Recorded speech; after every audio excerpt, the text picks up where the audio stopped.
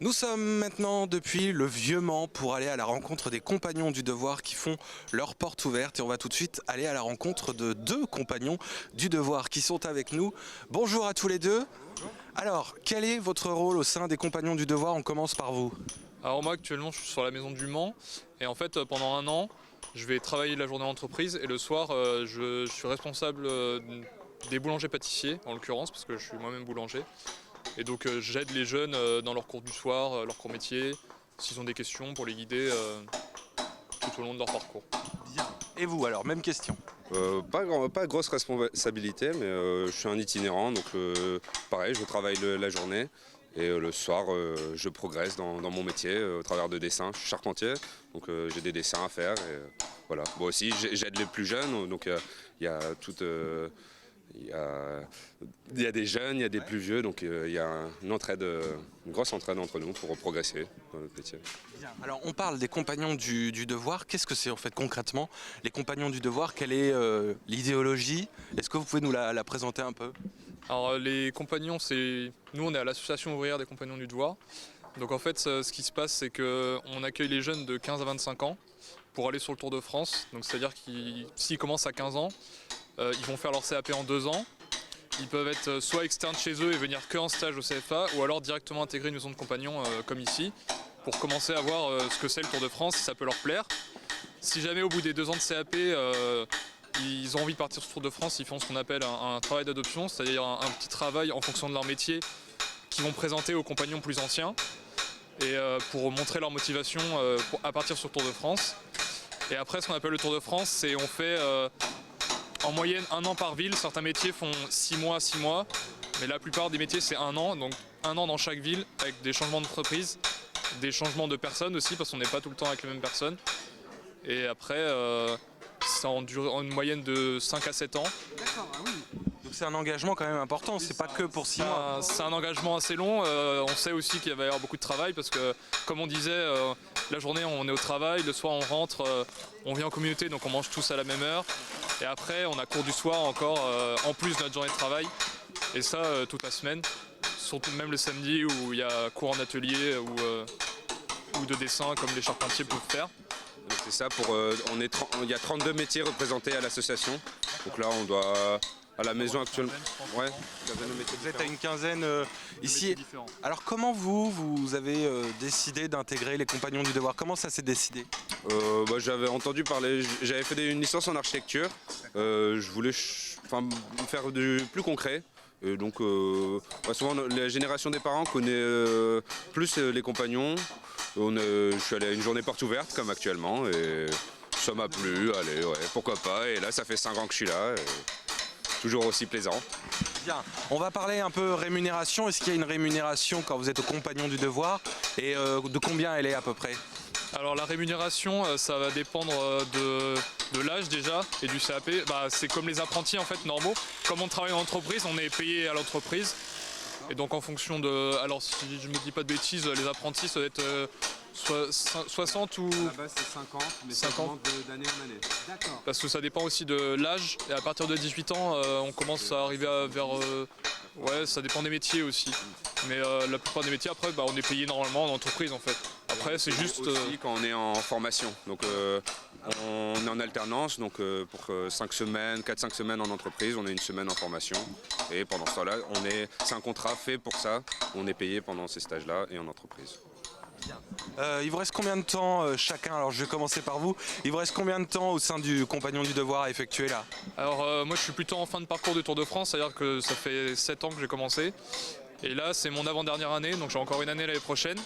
Et après j'aurai terminé mon Tour de France, mais après les compagnons c'est un engagement à vie.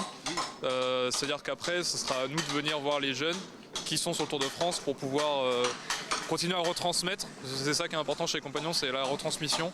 Rendre ce qu'on nous a donné quelques années auparavant, d'année en année. Bien. Et vous alors, vous en êtes où dans votre parcours? À peu près à la moitié. Il me reste 5 années. Je suis sur ma 5e aussi, donc voilà, il y a encore une année à l'étranger prévue. Parce que au Japon, je prévois. Donc ça c'est dans notre cursus en fait, dans le Tour de France, on prévoit une année à l'étranger pour s'ouvrir encore plus au monde. Et donc après, oui, je vais suivre après les pas de mes aînés. Donc il y a voilà. Les aînés. Vous parliez tout à l'heure du Tour de France, ça m'a fait tiquer. Vous pouvez nous présenter cette histoire de Tour de France? Alors tu vas m'aider un peu parce que Tous les deux, hein, allez-y. en fait ça remonte parce que en fait l'origine des compagnons c'était au temps des constructions des cathédrales et ce qui faisait que les ouvriers allaient chanter en chantier et donc se passaient les transmissions de chantier en chantier. Après ce qui s'est fait c'est que beaucoup d'années plus tard, parce que c'est plus en fin de siècle, autour de la révolution industrielle surtout, c'était beaucoup séparé par métier.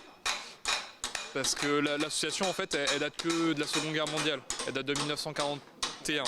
1941 est reconnue utilité publique en 1943 et du coup avant ça c'était séparé par métier et chacun changeait de ville en fonction du travail qu'ils avaient à l'époque, des besoins qu'il y avait en France et du coup nous on a conservé ça, on a structuré un peu à l'association pour que ça soit plus simple, surtout au niveau des contrats d'entreprise maintenant que le monde du travail est un peu tourné comme ça. Et du coup, ce qui fait que maintenant on a gardé l'habitude de changer tous les ans de ville. On garde cette tradition-là de passer de ville en ville, passer le savoir, transmettre le savoir, le recevoir et surtout transmettre. Avoir des horizons différents en fonction de l'endroit où on est. Par exemple, les couvreurs qui sont derrière nous, qu'ils soient à Paris ou ici au Mans, ça va être du zinc gabarit, ici de l'ardoise, dans le sud de la tuile. Ah oui, donc pas du tout, on apprend beaucoup de choses même dans un seul et même métier. Voilà, il y a beaucoup d'endroits différents qui ont des techniques différentes. Donc là, l'intérêt, c'est pouvoir voir un peu toutes ces techniques dans un temps donné. Alors on va reparler un petit peu de sous. Est-ce qu'on peut donner, j'imagine que oui, à l'association? Comment ça se passe? Je pense qu'il y a un système de dons, parce que c'est une association. Il peut y avoir des dons après, vu qu'on est une association, nous on est des adhérents. Et donc on a une cotisation pour faire fonctionner l'association. Après, oui, j'imagine qu'il y a un système de dons, ouais, mais on compte pas là-dessus non plus pour faire vivre l'association. Qu'est-ce qu'on peut vous souhaiter là pour le futur? Continuer à apprécier notre métier. Tous ceux qui sont encore sur le Tour de France qui passent de bonnes expériences à découvrir beaucoup de choses et beaucoup de personnes différentes. Et puis deviennent compagnons un jour. C'est comme ça que ça perdurera aussi, ce qui est important. Et donc, ouais. Qu'est-ce qu'on peut vous souhaiter aussi pour le futur? Ouais, finir le tour, ce serait magnifique. Le chemin est long encore, mais réussir dans les projets professionnels, personnels aussi. Écoutez, bon courage en tout cas à tous les deux. Merci de nous avoir présenté justement vos métiers et ce qu'est les compagnons du devoir. On va aller à la rencontre de d'autres artisans, c'est comme ça on dit ça, d'autres artisans, et pour continuer justement à présenter cette journée porte ouverte qui a lieu ce dimanche. On est maintenant à l'intérieur avec 3 carrossiers. Alors là, ils sont venus en renfort. Parlez-nous un petit peu de votre métier justement. Alors oui, du coup, nous avons 2 formations initiales chez les compagnons, carrossier constructeur et carrossier réparateur. Du coup, la différence entre les deux, c'est que carrossier réparateur, ça va être de la réparation de véhicules tout simple qu'on trouve au garage. Du coup, de la chassimétrie, peut-être que mon collègue pourra en parler un peu plus. Le travail de la tôle, du plastique, un petit peu de peinture aussi. Et carrossier constructeur, du coup, ça va être de l'aménagement de véhicules. Du coup, on va retrouver un véhicule qu'on va aménager soit en ambulance, soit en ambulance, en camping-car. Comment on le met en ambulance? Alors, il y a différentes manières de faire. C'est-à-dire qu'aujourd'hui, on peut travailler sur du kit standard comme sur du sur-mesure. C'est-à-dire qu'on a un cahier des charges de la part de notre client. Par exemple, dans le BTP, ils ont besoin d'une grosse benne à l'arrière. On va partir souvent de tôle plate et on devra faire du pliage de manière et du soudage de manière à donner forme à l'élément. On a terminé sur la présentation du métier à peu près? Oui. Alors toi tu fais lequel des 2 métiers? Alors moi je suis carrossier réparateur. D'accord. Donc tout ce qui fait les voitures réparées après les chocs. D'accord. Donc alors comment on fait ça? Parce que moi je t'avoue que j'ai eu beaucoup d'accidents là dernièrement et je me pose la question, j'en ai eu 2 en 2 mois. Comment on répare justement? ça dépend de la gravité de l'accident. Enfin si le châssis si le châssis est touché quoi. Ouais. Donc ça faudra. Touché, c'est mort. Ça dépend comment il est mort. Enfin, ça peut être, réparable en passant au marbre, etc. Mais des fois, oui, c'est pas réparable. Comment tu as eu envie de faire ce métier? Alors, depuis que je suis tout petit, j'étais passionné par l'automobile. Et j'ai toujours voulu faire un métier en lien avec l'automobile, du coup. Et je me suis orienté vers la carrosserie parce que ça me plaisait bien. Et donc, voilà. Après, j'aimerais bien être restaurateur de voitures anciennes plus tard. Et tu voudrais faire ça où?